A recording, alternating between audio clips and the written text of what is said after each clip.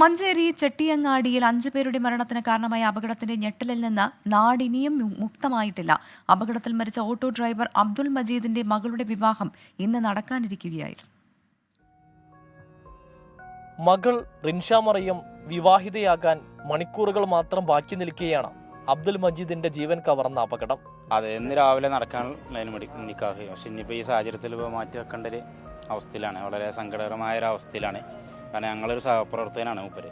30 വർഷത്തോളം മഞ്ചേരിയിലെ ഓട്ടോ ഡ്രൈവറാണ്. വളരെ ഒരു വിഷമഘട്ടത്തിലാണ് ഇപ്പോൾ ഞങ്ങൾ ഉള്ളത്. മുച്ചക്ര വണ്ടിയുമായി അവസാന ട്രിപ്പും കഴിഞ്ഞു കിട്ടുന്ന തുകക്ക് ഒരു കല്ലുമാലയെങ്കിലും മകൾക്ക് വാങ്ങിക്കൊടുക്കണമെന്ന് അബ്ദുൾ മജീദ് ആഗ്രഹിച്ചു കാണണം.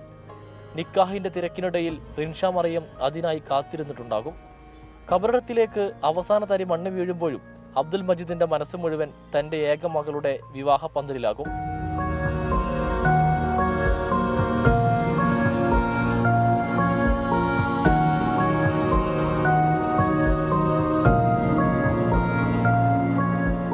ഓട്ടോറിക്ഷയിലുണ്ടായിരുന്ന 7 വയസ്സുകാരി മോളിക്കും 3 വയസ്സുകാരി റൈഹക്കും അവരുടെ ഉമ്മ തസ്നീമാക്കും സഹോദരി മൂസിനക്കും വീട്ടിലെത്തിക്കുമെന്ന് അബ്ദുൾ മജീദ് വാക്കു നൽകിയിരുന്നു. എന്നാൽ പാതി വഴിയിൽ ജീവന്റെ പാതിയായ മക്കളുമൊത്ത് നാഥനിലേക്ക് മടങ്ങാനായിരുന്നു അവരുടെ വിധി. സമീർ ബിൻ കരീം, 24, മലപ്പുറം.